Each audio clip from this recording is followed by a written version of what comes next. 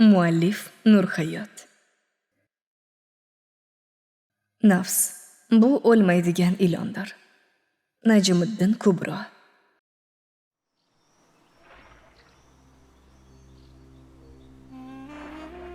Uf, hamma yoq sasib ketyapti. Nima balo bo'lgan bu uyda? Yo'lakdagi qo'shnilar yoqimsiz hiddan burnini yopdi. Keyin esa dahshatli voqeaning guvohi bo'lishdi. Yo'q, men endi ishimni davom ettira olmayman. Iltimos, opa yo'q demang. Yoshroqqina qaddi qomati kelishgan qiz mayit yig'uvchiga yalinardi. Ertalabdan beri urinaman. Bo'lmaydi baribir. Og'zingizga siqqanni so'rang. Qiz yalinishda davom etdi. 40 chelak bilan toza bo'lmagan, bundan keyin ham toza bo'lmaydi. Uzr, men ketdim. Yig'uvchi ayol mayitni yuvmay uydan chiqib ketdi. Qiz esa devorga suyanib qoldi. Keyin boshqa yig'uvchi ayolning raqamini topib terib chaqirdi. Ammo bu safar ham o'xshamadi. Sababi vafot etgan ayol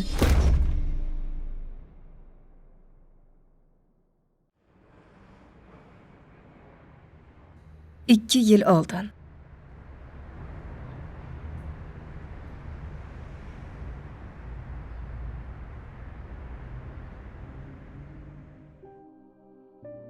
Qish, kech. Iroda hovlidagi barcha ishlarni qilib bo'lib, endi yotoqxonaga kirmoqchi edi. Qaynonasi Ro'zi xolaning chirog'i yondi va telefoni jiringladi. Irodaxon, darvozaxonadagi o'tirlarni oshxonaga tashib qo'ying-a. Oyijon, ertalab tashib qo'ysam bo'ladimi? Hozir o'g'lingizni kiyimlarini dazmollamoqchi edim. Ertaga boshqa ishlar bor. Hozir qiling. Ro'zi xola Irodaning javobini ham kutmay telefonni o'chirib qo'ydi. Birozdan so'ng chirog'i ham o'chdi. Tun yarimdan oshgan. Iroda tezroq bo'lish uchun o'tinlarni qopga ko'p solib tashadi. Oxirgi qopni tashib bo'lgan edi ham beli sanchib o'tirib qoldi. Kimnidir chaqiray desa baribir o'zi gap eshitishini o'ylab og'riq o'tib ketguncha kutdi. Yotoqxonaga kirganida eri Dilmurod xurrak otib uxlardi. Iroda telefon yorug'ida erining kiyimlarini dazmollar. Charchagan ruhiga ko'chada eshitilayotgan azon ovozi taskin berar edi. Yaratganning hech bir ishi besabab emas. Kamalak ham yomg'irdan so'ng chiqadi axir. Lekin bu yomg'irning oxiri yo'qdek. Irodaxon deyapman. Iroda Ro'zi xolaning ovozidan cho'chib uyg'ondi. Voy o'lay, uxlab qolibman. Irodaning uxlaganiga endi 2 soat bo'lgan edi. Shunda ham o'zida kuch topib yugurib hovliga chiqdi. Hovlida uni Ro'zi xolaning o'qdek gaplari kutib turardi. Nima? O'lib qoldingizmi? Sasib yotaverasizmi? Soat 7 bo'ldi. Sigirni kim sog'adi? Aytib qo'yay, hovlidagi ishlarni tugatmasangiz, ish pishingizga bormaysiz. Iroda yugurib molxona tomon ketdi. Muzlab qolgan bir chelak suvga bir zum qarab turdi-da, xo'rligi kelib musht tushirdi.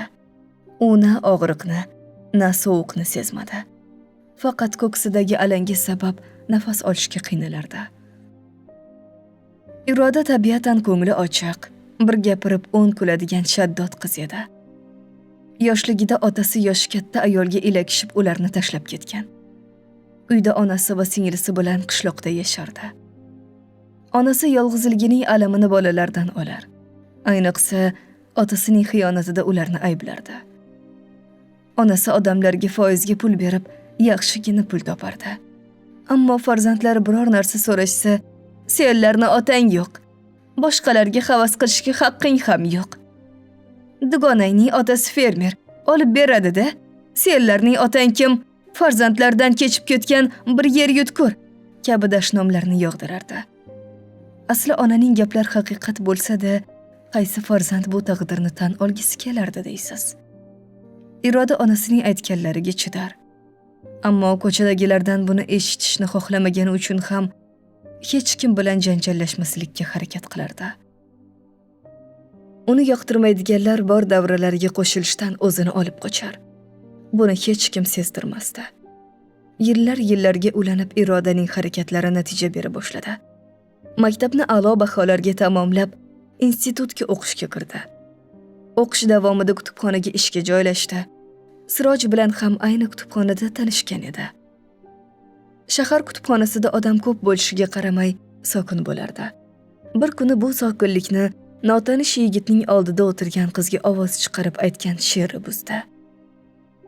Bir qarab qo'ysang nadir, bizga ham goho sanam, menga sensiz beqadar, dunyo sanam, dunyo sanam.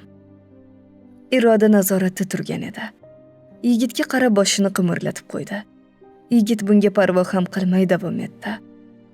Boq, ajab g'avg'odamiz, sevgi degan sahrodamiz. Qays o'zimu sen ekan Laylo sanam, Laylo sanam.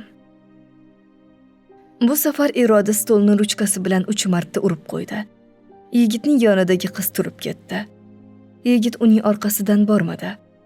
Aksincha, Irodaning yoniga kelib shivirladi. Kechirasiz, yaxshi qiz. Labbay, kechirasizmi? Bu Irodaga shilqimlikday tuyulib jahli chiqib ketdi.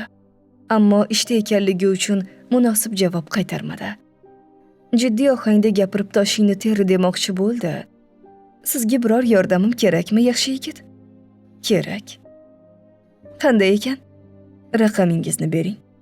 Irodaning borgan sari asabi buzilar. Tarsaki tushirishdan o'zini zo'rg'a tutib turardi. Yigit gapirib qizning bu qadar sabrliligiga qoyil qoldi. Mayli, Muhammad Yusufning qizg'aldoq kitobini bering. Hozir. Iroda tezda kitobni topib olib keldi. A'zolik daftaringiz bormi? Yo'q, birinchi marta kelishim. Unda pasportingizni bering. Voy, olib kelmaganimni qarang. Lekin bu kitob menga bugun juda zarur edi. Irodaning sabr kosasi to'ldi. Nima qilib bo'lsa ham yigitni ketkazib yubormoqchi bo'ldi. Unda men o'zimning daftarimga yozib qo'yaman. O'qib bo'lib olib kelib berarsiz. Qanday yaxshi. Albatta olib kelib beraman. Bo'ldi, oling kitobni, tezroq keting. Yigit kitobni olib endi ketayotganda orqasiga qaytib keldi. Qizning ko'zi kosasidan chiqayozdi. Hujumga o'tish uchun chuqur nafas oldi. Ammo u kutgandek bo'lmadi. Ismingizni aytmadingiz-ku? Kitobni olib kelganimda yo'q bo'lsangiz, kimga deb tashlab ketay? Qiz olgan nafasini sekin chiqarib, unga jilmayib turgan yigitga bir zum jim qarab turdi-da, javob qildi. Iroda. O'sha kundan boshlab Siroj har kun kitob topshirib, yangisini oladigan bo'ldi. Bora-bora Iroda Sirojning quvnoq xarakteriga o'rganib ham qoldi. O'qiyapsizmi o'zi Siroj aka? Nimani? Kitoblarni-da har kuni yangi kitob olasiz.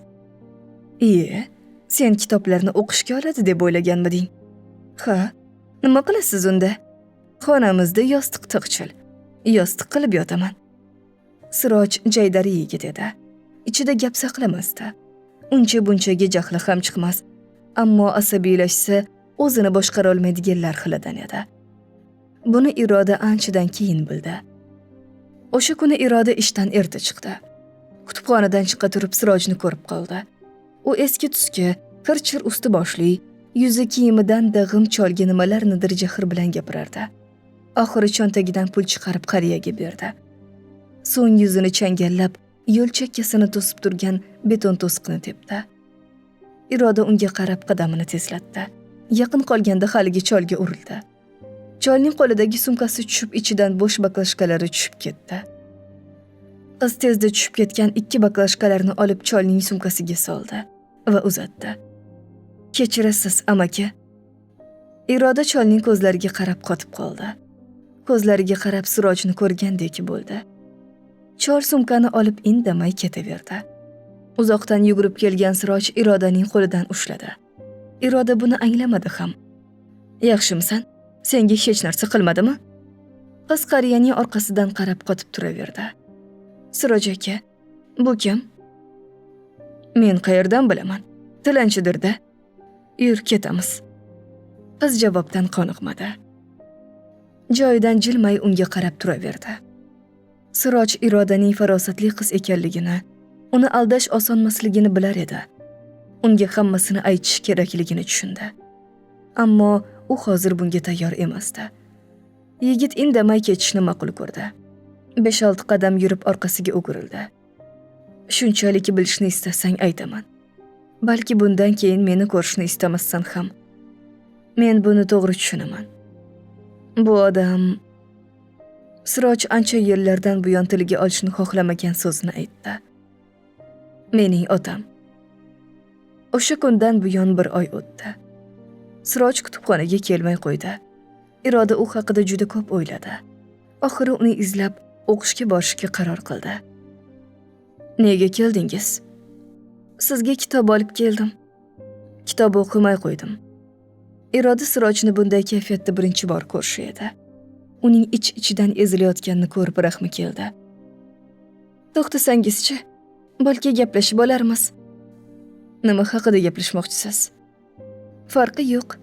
Masalan, mening qishlog'imga qaytayotganim haqida. Siroj birdan to'xtab orqasiga o'girildi. Izmiz kelayotgan Iroda unga urildi. Nega? O'qishchi. Keyingi oy tugataman-ku. Kutubxonachi. Arizamni yozdim.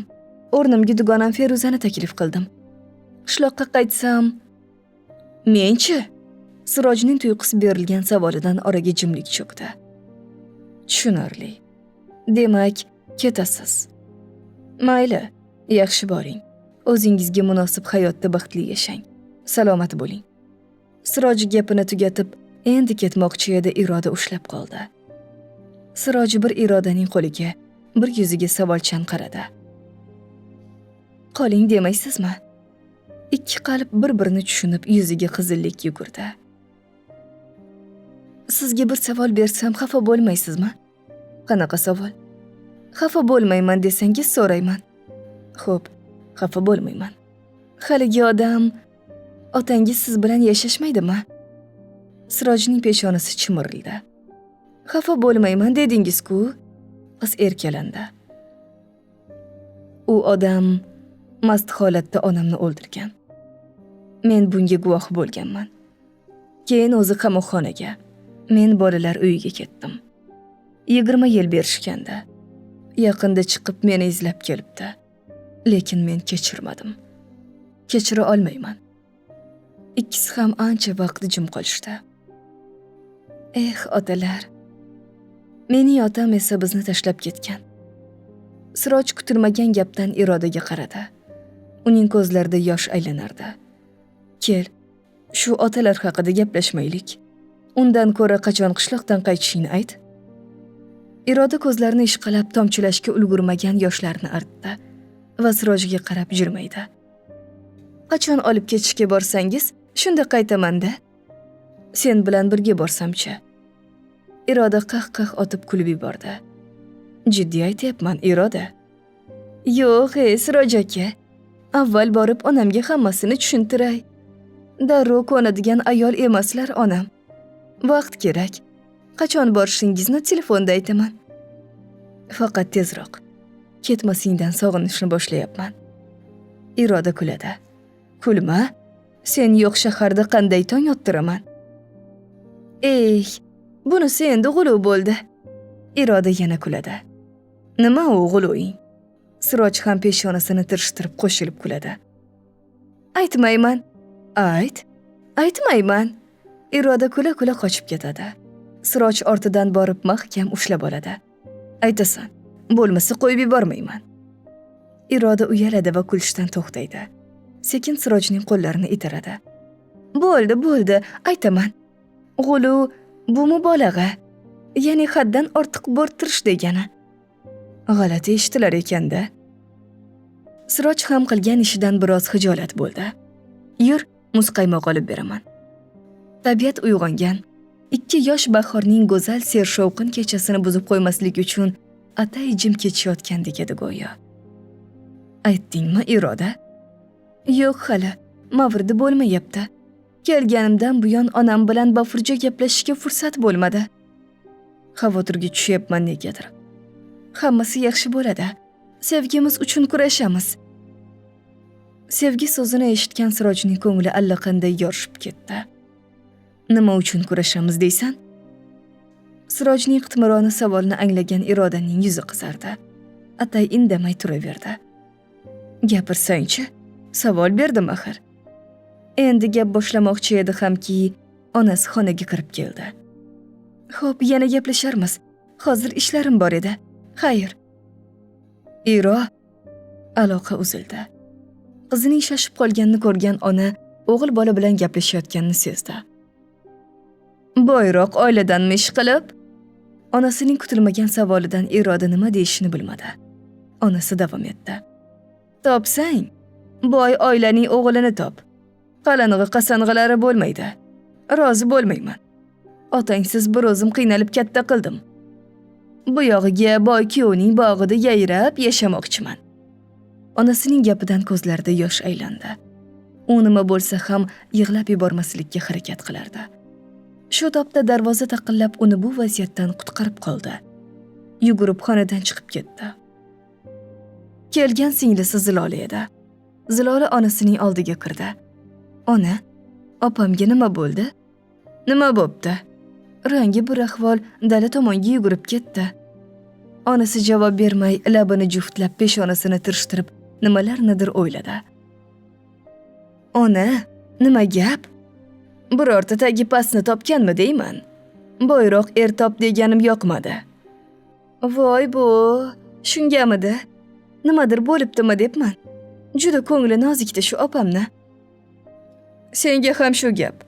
Qayoqdagi yigitlarga o'ralashib yurma. Topsang, tuzugidan top. Otangdan kun ko'rmadim. Senlardan ko'ray hech bo'lmasa. Yana boshladingizmi, ona? Men opamga o'xshamayman. Shuning uchun menga boylik haqidagi ma'ruzalaringizni aytishni bas qiling. Charchab ketdim takrorlayverib. Zilola onasining gaplaridan zerikkan holda yuzini burdi. Uni opasining taqdiri emas, faqat o'zining kelajakdagi hashamatli hayoti qiziqtirardi xolos. Zilola sumkasini olib boshqa xonaga kirib ketdi. Zilola ketgach, Ra'no xola yolg'iz qolib o'ziga o'zi pichirladi. Iroda, nodon qiz. Qayoqdagi sevging orzularimga xalaqit berishiga yo'l qo'ymayman. Institutdan topganing kim ham bo'lardi? Oylikdan oylikka chidab yuradigan o'qituvchi yo cho'ntagida xemiri yo'q bir talabadir-da. Shuncha yil odamlarga bergan pulimning foizini olaman deb yelib yugurdim. Qancha noshukur odamlar bilan yoqalashib beobro' bo'ldim. Hammasi senlarni boqish uchun edi. Endi qo'shqo'llab bir yalang oyoqqa berib yuboramanmi? Yo'q, bunaqasi ketmaydi. Endi rohatda yashash meni galim. Bunga esa sizlar orqali erishaman.